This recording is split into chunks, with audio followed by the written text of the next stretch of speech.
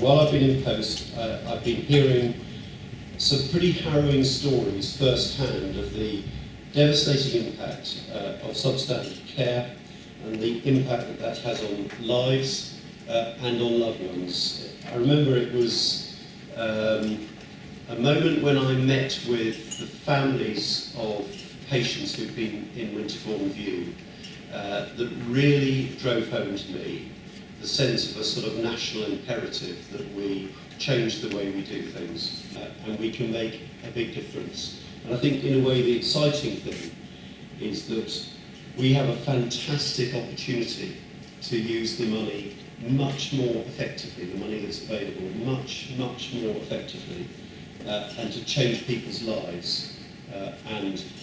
It's a challenge we must not fail.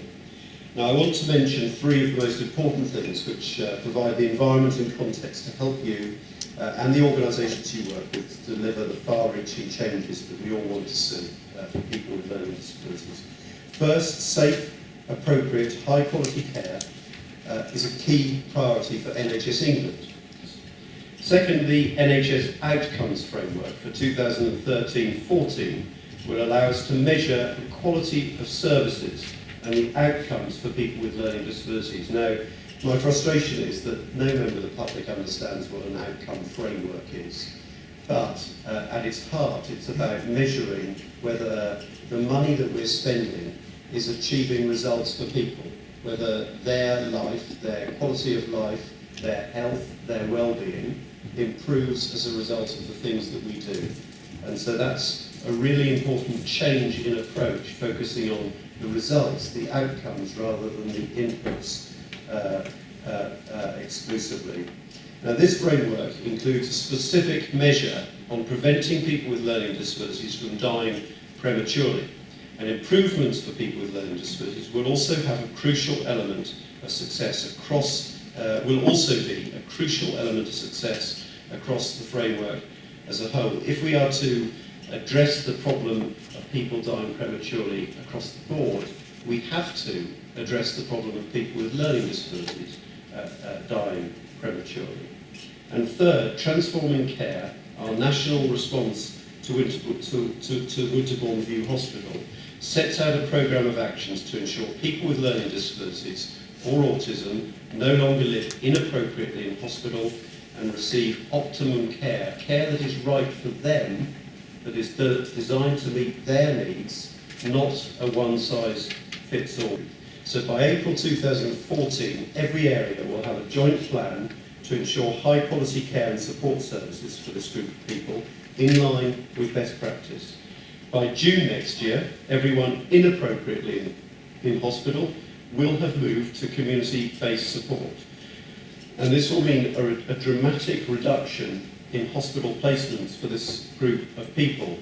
But 2 points there. First of all, it's no good if people are moved out of institutional care and then put into inappropriate arrangements simply to meet that deadline date. It's absolutely crucial that we focus on the quality of the support and the appropriateness of the support that people receive after moving out of institutional care. And the other point I just wanted to make is that we focused on people in assessment and treatment centres, but we're also conscious that there are some definitional issues here. There are other people in inpatient care who may not be within that category. And I don't want to do some sort of tick box exercise that deals with one category of people if there's a whole other category of people who equally need to have their personal interests properly assessed.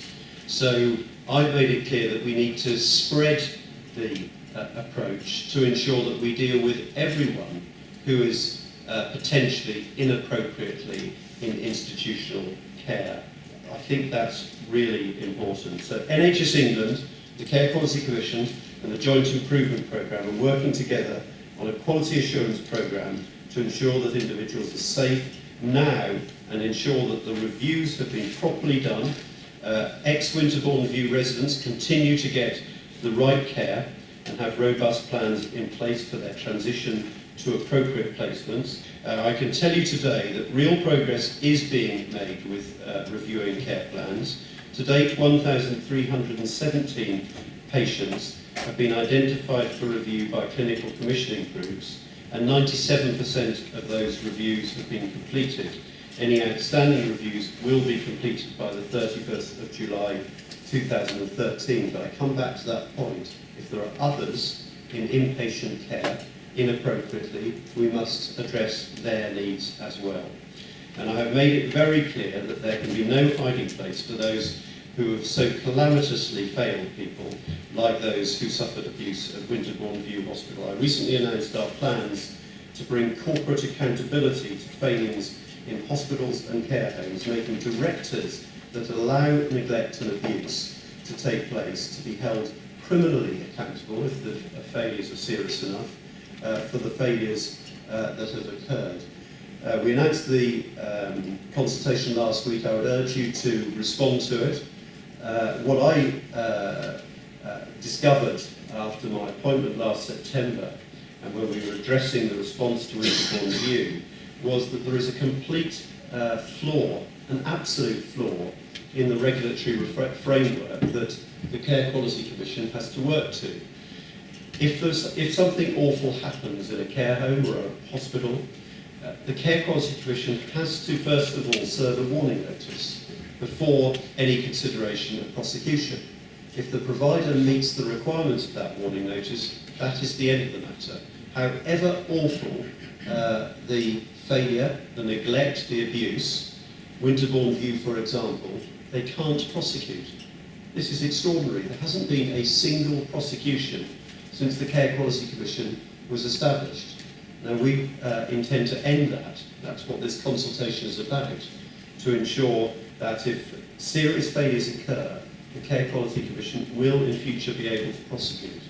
And it seems to me that there has to ultimately be that accountability at the top of an organisation.